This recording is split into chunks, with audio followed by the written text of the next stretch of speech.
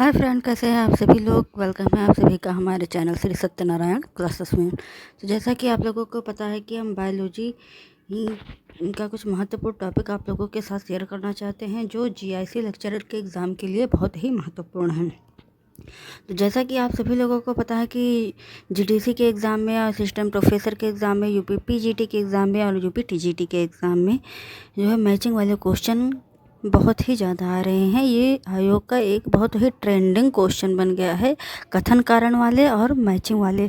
तो चलिए हम मैचिंग वाले क्वेश्चनों को कुछ देख लेते हैं, जैसे कि एक ही क्वेश्चन में 3-4 क्वेश्चन जो होते हैं वो सभी एक्टिवेट हो जाते हैं। तो चलिए देखते हैं। जीआईसी में जो है नेगेटिव मार्किंग है, हालांकि यूपी टीजीटी और पीजीटी में नेगेटिव मार्किंग नहीं थी, लेकिन इस वाले एग्ज़ाम में जीआईसी में 1/3 की नेगेटिव मार्किंग है। यानी कि आप लोग इस जो क्वेश्चन आप लोगों को 100% श्योर हो, बस उसी क्वेश्चन को आप लोग टिक करिएगा। चलिए अब शुरू करते हैं अपना सेक्शन। तो हमारा पहला क्वेश्चन है आज का, कोशिका विज्ञान यानी कि साइटोलॉजी, कोशिकांग और उनके उपनाम। यानी कि इधर हो जाएंगे कोशिकांग और इधर हो जाएंगे उनके कार्य। तो लाइसोसोम और राइबोसोम, माइटोकॉन्ड्रिया और गाल्जी का है। और इधर क्या हो जाएगा, कोशिका का पावर हाउस हो जाएगा, आत्मघाती थैली हो जाएगा, कोशिका का ट्रैफिक पुलिस हो जाएगा और प्रोटीन फैक्ट्री हो जाएगा। तो बताइए लाइसोसोम जो होता है वो किससे मैच करता है। हमने ऑप्शन नहीं रखे हुए हैं इसमें 1 2 3 4, आप लोगों को इसमें लिख कर ही बताना होगा क्या होगा। 1 2 3 4 ऐसे ऐसे लिख कर के ही बताना होगा। तो लाइसोसोम जो होता है वह आत्मघाती थैली होता है, यानी कि पहले वाले का 2 हो जाएगा। इसके बाद राइबोसोम जो होता है, राइबोसोम क्या होता है, प्रोटीन की फैक्ट्री हो जाता है, यानी कि 2 के बाद क्या आएगा, 4 आएगा। माइटोकॉन्ड्रिया जो होता है उसको हम कोशिका का पावर हाउस कहते हैं, यानी कि पहला वाला सही हो जाएगा। गाल्जी काय जो होता है वह कोशिका का ट्रैफिक पुलिस कहा जाता है, यानी कि 2 4 1 3 आप लोगों का बिल्कुल राइट आंसर हो जाएगा पहले का। इसके बाद चलते हैं नेक्स्ट क्वेश्चन पर। हमारा नेक्स्ट नंबर का क्वेश्चन हो जाएगा जंतु विज्ञान से संबंधित, यानी कि एक तरफ हो जाएगी जंतु यानी कि कुछ जानवरों के नाम, और दूसरी तरफ जो हो जाएगा वह श्वसन अंग हो जाएगा, यानी कि रेस्पिरेशन। तो कुछ जानवरों को रेस्पिरेशन यानी कि श्वसन कैसे करते हैं, इससे मैचिंग करना है। तो इसमें हो जाएगा फिश हो जाएगा, अर्थवर्म हो जाएगा, काकरोच हो जाएगा या फिर बर्ड हो जाएगा। और रेस्पिरेटरी ऑर्गन में जो होते हैं मॉइस्ट स्क्रीन होती है, या फिर गिल्स होता है, या फिर लंग्स होता है, या फिर ट्रैकिया होता है। तो किस के साथ कौन सा मैच कर रहा है, चलिए देखते हैं। फिश के साथ जो होता है वह कौन सा मैच करेगा, फिश किसे रेस्पिरेटरी करती हैं बताइए आप लोग। तो फिश का जो हो जाएगा वो गिल्स के साथ हो जाएगा, यानी कि पहले का 2 हो जाएगा। तो फिश का जो हो गया वो 2 हो गया। कछुआ यानी कि अर्थवर्म जो होता है वो मॉइस्ट स्क्रीन के साथ करता है, यानी कि त्वचा के साथ करता है, तो 2 के बाद 1 हो गया। और काकरोच जो होता है श्वास नल का, यानी कि ट्रैकिया के द्वारा करता है, तो इसके बाद 2 के बाद हो गया 4 ऑप्शन। इसके बाद पक्षी जो होता है वो लंग्स के द्वारा करते हैं, जैसे कि मनुष्य करता है। तो चौथे नंबर का हो गया 3, यानी कि 2 1 4 3 आप लोगों का बिल्कुल ही राइट आंसर हो जाएगा। तो फिश का हो गया गिल्स, अर्थवर्म का हो गया मॉइस्ट स्क्रीन, और काकरोच का हो गया ट्रैकिया, और बर्ड का हो गया लंग्स। तो ये आप लोगों के राइट आंसर हो जाएंगे। अब चलते हैं नेक्स्ट क्वेश्चन की तरफ। नेक्स्ट क्वेश्चन है हमारा बॉटनी से, जो है पादप हार्मोन्स, यानी कि कौन से हार्मोन्स जो होते हैं और उनके प्रमुख कार्य क्या होते हैं। ये सभी जो होते हैं पादप हार्मोन हैं, यानी कि पेड़ पौधे वाले हार्मोन्स हैं, उनसे क्या कार्य होते हैं, चलिए देखते हैं। तब तक आप लोग हमारे चैनल को लाइक और सब्सक्राइब कर लीजिए और मित्रों के साथ शेयर कर लीजिए, क्योंकि ये सारे क्वेश्चन जो हैं बहुत ही मोस्ट इम्पॉर्टेंट हैं। ये क्वेश्चन ज़रूर एग्ज़ाम में आएंगे, इसका 1-2 क्वेश्चन ज़रूर ही एग्ज़ाम में आएगा। चलिए देखते हैं। तो पहला है ऑक्सिन, दूसरा है जिब्रेलिन, तीसरा है साइटोकाइनिन, चौथा है इथिलीन। और इधर जो हो जाएगा उनके कार्य क्या हो जाएंगे। तो पहला है फलों का पकना यानी कि गैसीय हार्मोन, दूसरा है एपिकल डोमिनेंस, चौथा है बौने पौधों की लंबाई, और तीसरा है बौने पौधों की लंबाई, और चौथा है सेल डिवीज़न यानी कि कोशिका विभाजन। अब चलिए मैच करते हैं इसको। तो इसका जो ऑक्सिन वाला हो जाएगा यानी कि पहला वाला जो हो जाएगा वो दूसरे के साथ मैच करेगा यानी कि एपिकल डोमिनेंस। तो ऑक्सिन का कार्य क्या होता है, एपिकल डोमिनेंस यानी कि पहले का 2 हो जाएगा। और जिब्रेलिन जो होता है वह बौने पौधों की लंबाई होता है यानी कि दूसरे का तीसरा हो जाएगा। साइटोकाइनिन जो होता है वह कोशिका विभाजन का कार्य करता है। कोशिका विभाजन का मतलब ये होता है उसमें पेड़ पौधों में शाखाएं निकलना यानी कि जो शाखाएं निकलती हैं तने से उन्हें कोशिका विभाजन बोलते हैं। ये साइटोकाइनिन के माध्यम से होता है। बचता है इथिलीन। अब इथिलीन जो होता है वो गैसीय हार्मोन्स है यानी कि फलों को पकाने का कार्य करता है। तो तीसरे का चौथा हो गया, चौथे का पहला हो गया यानी कि 2, 3, 4, 1 आप लोगों का बिल्कुल राइट आंसर हो जाएगा। तो तीसरे का 2, 3, 4, 1 वाला आंसर बिल्कुल राइट है। नेक्स्ट नंबर का क्वेश्चन है हमारा मानव शरीर क्रिया विज्ञान यानी कि ह्यूमन फिजियोलॉजी और उनके एंजाइम कौन कौन से कहाँ से रिलीज होते हैं।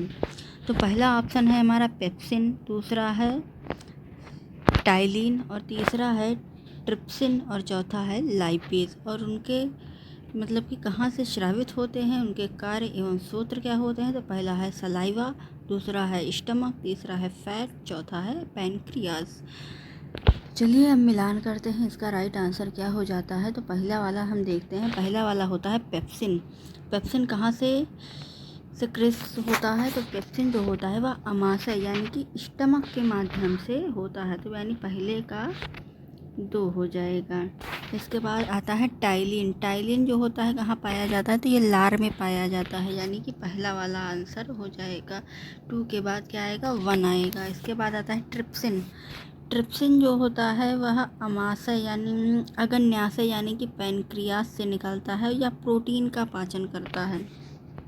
पेप्सिन और ट्रिप्सिन जो होते हैं ये दोनों ही प्रोटीन का पाचन करते हैं। तो सी वाले का जो आंसर होगा वो चौथा वाला हो जाएगा यानी कि 1 के बाद क्या आएगा, 4 आएगा। बचता है केवल एक लाइपेज। लाइपेज जो होता है फैट यानी कि वसा का अवशोषण करता है। तो वसा इसके साथ वसा का पाचन लगा दिया जाएगा यानी कि 2, 1, 4, 3 यानी कि पेप्सिन अमाशय का करेगा, टाइलिन लार में पाया जाता है, ट्रिप्सिन अग्न्याशय में पाया जाता है, और लाइपेज जो है वसा का संग्रहण करता है। तो 4 नंबर का राइट आंसर हो जाएगा 2, 1, 4, 3 वाला आंसर बिल्कुल राइट हो जाएगा।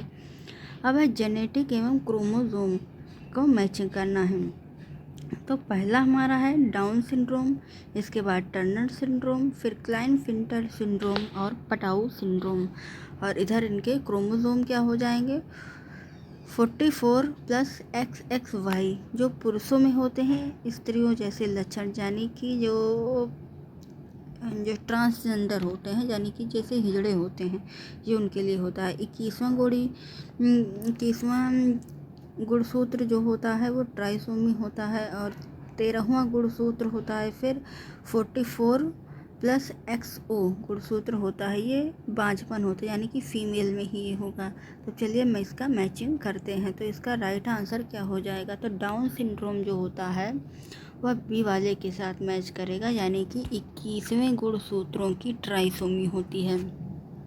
तो इसका राइट आंसर जो हो जाएगा 2 का माने ए का 2 हो जाएगा यानी कि यहाँ पर 2 लिख देते हैं। इसके बाद टर्नर सिंड्रोम हो जाएगा। तो टर्नर सिंड्रोम जो होता है वह किस में होता है, तो टर्नर सिंड्रोम जो होगा वह 44 + XO वाले में पाया जाता है यानी कि फीमेल में ही होगा यानी कि मोनोसोमी जो होता है इसमें XO हो जाता है, एक गुणसूत्र की कमी इसमें हो जाती है। तो यह टर्नर सिंड्रोम हो जाता है यानी कि बी का क्या हो जाएगा, 4 वाला आंसर हो जाएगा। इसके बाद क्लाइनफिल्टर सिंड्रोम आ जाता है। अब क्लाइनफिल्टर सिंड्रोम जो होता है इसमें एक अतिरिक्त गुणसूत्र जुड़ जाते हैं, यानी एक्स एक्स तो होंगे, फीमेल तो होगा, लेकिन वाई भी आ जाएगा, तो माने कि एक्स और वाई के साथ में फीमेल के भी गुण आ जाएंगे, जिसे हम ट्रांसजेंडर बोलते हैं। तो क्लाइनफिल्टर वाला जो हो जाता है वह पहले वाले में आ जाएगा, यानी सी का पहला हो जाएगा। तो 44 प्लस एक्स एक्स वाई, इसमें पुरुषों में स्त्री जैसे लक्षण आ जाते हैं, जैसे कि स्तनों का विकास हो गया, ये सभी हो जाते हैं इसके बाद पटाऊ सिंड्रोम जो होता है ये 13वें गुणसूत्रों की ट्राइसोमी होता है, यानी कि डी वाले में 3 वाला आंसर बिल्कुल राइट हो जाएगा, यानी 5वें नंबर में 2413 आप लोगों का राइट क्वेश्चन का आंसर बनेगा। इसको एक बार अच्छे से देख लीजिएगा। डाउन सिंड्रोम 21वें गुणसूत्र, टर्नर सिंड्रोम 44 प्लस एक्सो, क्लाइनफिल्टर 44 एक्स एक्स वाई और पटाओ सिंड्रोम 13वां गुणसूत्र होता है। इसके बाद नेक्स्ट नंबर का क्वेश्चन है हमारा, देखिए मित्रों ये क्वेश्चन ही बहुत ही अच्छे हैं और इस समय के हिसाब से ये क्वेश्चन बहुत ही ट्रेंडिंग में चल रहे हैं, तो आप लोग हमारे चैनल को ज़रूर लाइक और सब्सक्राइब कर लीजिएगा, जिससे कि हम आप लोगों को ऐसे ही क्वेश्चन कराते रहें। अब नेक्स्ट नंबर का क्वेश्चन है पादप जगत यानी कि प्लांट किंगडम से और उनमें शैवाल यानी कि एल्गी से। तो चलिए इसके लिए भी मैचिंग करते हैं। पहला है क्लोरोफाइसी, फिर फियोफाइसी, फिर रोडोफाइसी और फिर मिक्सोफ्राइसी। इधर हो जाएगा ब्राउन एल्गी, फिर ग्रीन एल्गी, फिर साइनोबैक्टीरिया और रेड एल्गी। अब चलिए मैचिंग करते हैं। तो इसमें पहले वाले में है क्लोरोफाइसी। क्लोरोफाइसी जो होता है वो ग्रीन एल्गी होता है, जैसा कि नाम से ही पता चल रहा है कि यह क्लोरोफाइसी यानी कि हरे शैवाल होंगे, तो हरे शैवाल के साथ ए का 2 हो जाएगा, यानी कि ए का 2 लगा देते हैं। फियोफाइसी जो होता है वो भूरे शैवाल होते हैं, यानी कि ब्राउन एल्गा होते हैं, तो बी का जो हो जाएगा 1 हो जाएगा। इसके बाद रोडोफाइसी जो होता है, रोडोफाइसी जो होता है वो नाम से ही पता चल रहा है, रोडो यानी कि रेड हो गया, रोडो रेड यानी कि लाल एल्गी इसमें पाई जाती है, यानी कि सी का हो गया 4। और इसके बाद आ जाता है मिक्सोफाइसी। मिक्सोफाइसी जो होता है इसमें नील हरित शैवाल होते हैं, तो मतलब है ये बैक्टीरिया, ये जो होते हैं बैक्टीरिया सिंथेसिस नाइट्रोजन वाला कार्य करते हैं। तो मिक्सोफाइसी जो होता है वो नील हरित शैवाल यानी कि 3 वाला आंसर बिल्कुल ही राइट हो जाएगा। अच्छा, आप लोग जो है क्लोरोफाइसी, रोडोफाइसी और रोडोफाइसी, फ्यूफाइसी, मिक्सोफाइसी, जितने भी फाइसी होते हैं इन सभी में फूड, लोगों का फूड जो होता है वो आप लोग देख लीजिएगा एक बार, क्योंकि आयोग ये फूड से रिलेटेड क्वेश्चन भी मैचिंग के लिए देता है। तो क्लोरोफाइसी का तो स्टार्च हो जाता है, ऐसे ऐसे करके आते हैं, तो इसको आप लोग देख लीजिएगा। नेक्स्ट नंबर का क्वेश्चन है हमारा 7वां नंबर, जंतु वर्गीकरण यानी कि एनिमल टैक्सोनॉमी जो होते हैं और उनके लार्वा के प्रकार, यानी कि पोरीफेरा, ओबिलिया, एनिलिडा और स्टारफिश जो होता है इनके लार्वा के प्रकार को देखते हैं, इनमें कौन से लार्वा पाए जाते हैं। तो इधर कौन सा हो जाएगा, एम्फीब्लास्टुला, प्लेनुला, ट्रैकोफोर और पिनेरिया, ये सभी किसके लार्वा होते हैं। तो पोरीफेरा के जो होता है, पोरीफेरा में अच्छा 4 प्रकार के लार्वा पाए जाते हैं। पहला है लुकोसोलेनिया, दूसरा है स्पॉन्जिला, तीसरा है वो जो स्पॉन्जिया और है स्पॉन्जिला, ये 4 प्रकार के पाए जाते हैं। इसके बाद जो होता है ओबिलिया होता है, प्लेनुला होता है, एनिलिडा होता है, ट्रोकोफोर टाइप का पाए जाएंगे। और फिश यानी कि स्टार फिश जो, अच्छा स्टार फिश जो होती है ये ट्रू फिश नहीं होती है, फॉल्स फिश में आती है। बताइए आप लोग किस में आती है, ट्रू फिश में आती है या फिर फॉल्स फिश में आती है। तो ये फॉल्स फिश में आती है। तो इसका लार्वा जो होता है कौन सा होता है बताइए। इसका लार्वा जो होते हैं बिपिनेरिया भी होता है और फ्योडियो भी होता है। तो पहले वाले का जो आंसर होगा वो पहला होगा, ओबिलिया का प्लेनुला होगा और केचुआ यानी एनिलिडा का ट्रैकियोफोर होगा और स्टार फिश का बिपिनेरिया होगा। यानी कि 1 2 3 4 ये सभी एकदम से मैच हैं, इसको मैच करने की ज़रूरत नहीं है। तो आप लोग इसको एक बार से देख लीजिएगा, इस सभी के सभी कैसे हैं, मैच हैं। तो पोरीफेरा का एम्फीब्लास्टुला, ओबिलिया, प्लेनुला, एनिलिडा, ट्रैकियोफोर और स्टार फिश का बिपिनेरिया होता है। चलते हैं अपने नेक्स्ट क्वेश्चन की और नेक्स्ट क्वेश्चन है हमारा 8वां नंबर का, यानी कि बायोकेमिस्ट्री और उनके रासायनिक नाम की तरफ। यानी कि विटामिन ए और विटामिन B1, विटामिन सी और विटामिन डी, इन लोगों का रासायनिक नाम क्या होता है? एस्कॉर्बिक एसिड होता है, रेटिनॉल होता है, कैल्सीफेरॉल होता है, या फिर थायमीन होता है। चलिए अब इसको मैचिंग करते हैं। तो इसका मैचिंग वाला जो हो जाएगा वो कौन सा ऑप्शन हो जाएगा? पहला हो जाएगा विटामिन ए। विटामिन ए जो होता है वो रेटिनॉल के साथ मैच खाता है, यानी कि पहले का हो जाएगा दूसरा। विटामिन B1 जो होता है ये थायमीन होता है, यानी कि ये चौथा आंसर। अच्छा, विटामिन बी से जो होता है वो बेरी बेरी रोग होता है, B1 से बेरी बेरी रोग होता है। और ए वाले से जो रेटिनॉल होता है इसे रतौंधी नामक रोग होता है। और विटामिन सी वाला जो हो जाएगा वो एस्कॉर्बिक एसिड के साथ मैच खाएगा, यानी कि पहला एस्कॉर्बिक एसिड, जैसे कि मसूड़ों का सूजना, ये सभी पायरिया संबंधी रोग इसमें होते हैं। विटामिन डी जो होता है वो कैल्सीफेरॉल होता है, यानी कि इससे सूखा रोग होता है, यानी कि हड्डी संबंधित रोग इससे हो जाते हैं। तो डी का हो जाएगा तीसरा, यानी कि 4, 2, 1, 3 इसका राइट आंसर होगा। तो विटामिन ए का जो हो जाएगा रेटिनॉल हो जाएगा, विटामिन बी का जो हो जाएगा थायमीन हो जाएगा, सी वाले का एस्कॉर्बिक एसिड होगा और डी वाले का कैल्सीफेरॉल होता है। ये इसका राइट आंसर हो जाएगा। अब चलिए हम आप लोगों को कुछ विटामिन्स के नाम बता देते हैं और उसके रासायनिक नाम भी बता देते हैं, उससे कौन सी बीमारियां भी होती हैं। ये परीक्षाओं की दृष्टि से बहुत ही उपयोगी है। तो चलिए हम आप लोगों को वो नाम भी याद करा देते हैं। तो हमारा पहला जो हो जाएगा पहला हमारा हो जाएगा रेटिनॉल। रेटिनॉल से जो होता है रतौंधी नामक रोग होता है। और B1 इसके बाद आता है। तो B1 से जो होता है थायमीन, यानी कि बेरी बेरी नामक रोग हो जाता है। और B2 आता है। B2 जो होता है वो राइबोफ्लोविन नामक होता है। तो इससे जो होता है त्वचा में झुर्रियाँ नाम हो जाती हैं, यानी कि त्वचा में अगर झुर्रियाँ पड़ जाती हैं, चमड़ी बटुर जाती है, तो वो B2 की कमी से होता है। तीसरा होता है B3, यानी कि नियासिन होता है, इससे पेलेग्रा नामक रोग हो जाता है। और B4 होता ही नहीं है तो B5 होता है। तो B5 जो होता है वह पैथोजन से होता है, इसमें मसल से संबंधी रोग हो जाते हैं, यानी कि मसल संबंधी रोग हो जाते हैं, जैसे कि नसों में दर्द, ऐंठन, ये सभी होते हैं। और B6 जो होता है उसका रासायनिक नाम है पायरिडॉक्सिन होता है। इसमें त्वचा में जैसे स्किन संबंधी प्रॉब्लम आती है, यानी कि जैसे खुजली हो गया, चर्म रोग हो गया, ये सभी प्रकार में B6 पायरिडॉक्सिन की कमी से होता है। B7 जो होता है वो बायोटिन होता है। तो B7 जो होता है बायोटिन, इससे बाल बहुत ही झड़ते हैं, इसकी कमी हो जाती है। तो B7 से बायोटिन की कमी से बाल झड़ना स्टार्ट हो जाते हैं।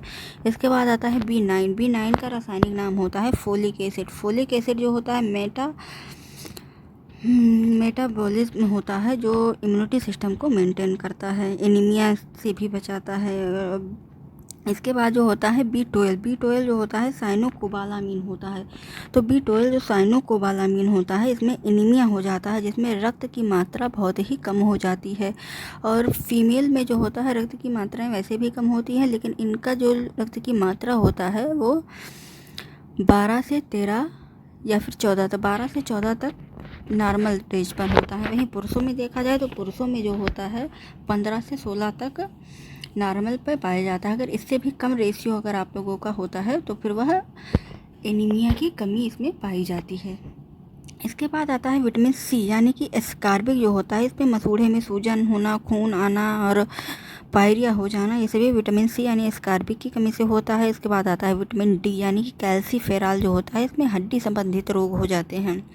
और विटामिन डी से ही सूखा रोग हो जाता है, जैसे कि हड्डी संबंधी रोग हो जाता है। जो बच्चों में सूखे तेल, डाबर लाल तेल का इस्तेमाल कराया जाता है ताकि उनमें सूखा रोग ना हो। विटामिन डी जो होता है धूप से भी हमें प्राप्त हो जाता है।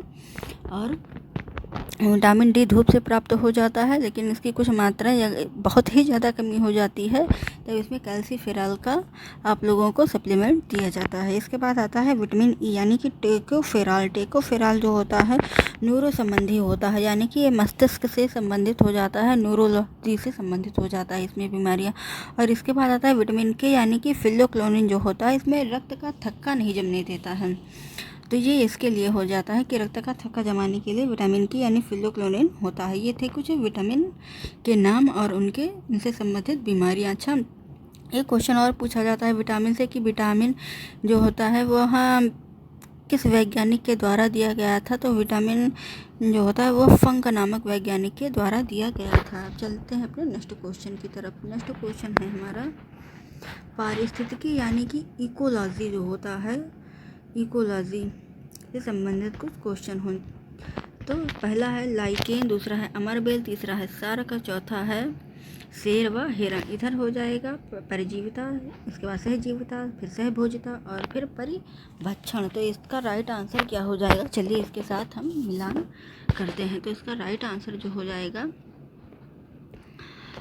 ये सहवाल वाला जो हो जाएगा ये है सहजीविता हो जाएगा, यानी कि ए का 2 हो जाएगा। इसके बाद अमरबेल, अमरबेल जो होता है वह सहभोजिता, अमरबेल कौन सा होता है, चलिए देखते हैं। अमरबेल जो होता है वह सहभोजिता ही होता है, यानी कि तीसरा हो जाएगा। इसके बाद सारक और रेमोरा मछली जो होती हैं वो परिजीविता यानी कि पैरासिटिज्म होती हैं, परिजीविता होती है, यानी कि सी का हो जाएगा पहला। इसके बाद हिरण और शेर जो होता है वो परिभक्षण का कार्य करते हैं, यानी कि मारने काटने और उनको खाने का कार्य करते हैं। तो चौथे का चौथा ही हो जाएगा। 2, 3, 1, 4 आप लोगों का बिल्कुल राइट आंसर हो जाएगा। अब लास्ट क्वेश्चन है हमारा 10 नंबर का, वो भी आप लोग देख लीजिए। इसमें है उपार्जित लक्षणों की वंशागति, प्राकृतिक चयन, उत्परिवर्तन सिद्धांत और जनन द्रव्य का सिद्धांत। और इधर उनके वैज्ञानिकों के नाम है चार्ल्स डार्विन, इसके बाद है लैमार्क, फिर है ए वीजमैन, इसके बाद है हुगो डी फ्रिज। तो चलिए मिलान करते हैं यह किसके साथ मैच खाता है। तो एक तरफ है इनके सिद्धांत और दूसरी तरफ है वैज्ञानिकों के नाम। इनको देखते हैं ये कैसे मैच खाते हैं ये। चलिए पहला है उपार्जित लक्षणों की वंशागति। तो उपार्जित लक्षण की वंशागति किसमें आता है, ये लैमार्क साहब ने किया हुआ था, यानी कि पहले का 2 हो जाएगा। इसके बाद प्राकृतिक चयन जो होता है वह प्राकृतिक चयन का सिद्धांत जो है डार्विन ने दिया हुआ था। तो बी नंबर का पहला वाला बिल्कुल राइट हो जाएगा। तो उपार्जित लक्षणों की लैमार्क साहब ने और प्राकृतिक का चार्ल्स डार्विन ने दिया था। बचते हैं 2 उत्परिवर्तन सिद्धांत, यानी कि म्यूटेशन जो होता है वह किसने दिया हुआ था। तो म्यूटेशन जो होता है वह हुगो डी फ्रिज ने दिया हुआ था, यानी कि तीसरे का चौथा बिल्कुल राइट आंसर हो जाएगा। और जनन द्रव्य सिद्धांत जो होता है वह ए वीजमैन के द्वारा दिया गया था, यानी कि डी का तीसरा आंसर बिल्कुल राइट हो जाएगा। तो फिर से आप लोग इसे देख लीजिए। उपार्जित लक्षणों की वंशागति चार्ल्स डार्विन, प्राकृतिक उपार्जित लक्षणों की वंशागति जीन बैस्टिक लैमार्क साहब ने दिया हुआ था, प्राकृतिक चयन डार्विन ने दिया हुआ था, उत्परिवर्तन हुगो डी फ्रिज ने दिया हुआ था, जनन द्रव्य सिद्धांत जो है वो ए वीजमैन के द्वारा दिया गया था। ये देखिए इसका राइट आंसर लगा हुआ है। ये थे हमारे कुछ महत्वपूर्ण टॉपिक वाले क्वेश्चन जो मैचिंग वाले एग्ज़ाम के लिए बहुत ही ट्रेंडिंग चल रहे हैं। तो इसमें हमने 10 क्वेश्चन कराए हुए हैं, 10 में 4-4 ऑप्शन थे, यानी कि 40 क्वेश्चन के सभी बराबर हो जाते हैं। तो आज का हमारा सेक्शन यहीं पर समाप्त होता है। आप लोग इस चैनल को पूरा वॉच कर लीजिएगा, अपने मित्रों के साथ शेयर कर दीजिएगा, हमारे चैनल को सब्सक्राइब कर दीजिए ताकि हम ऐसे ही छोटे छोटे वीडियो बनाकर आप लोगों को सारा सिलेबस कवर करा सकें।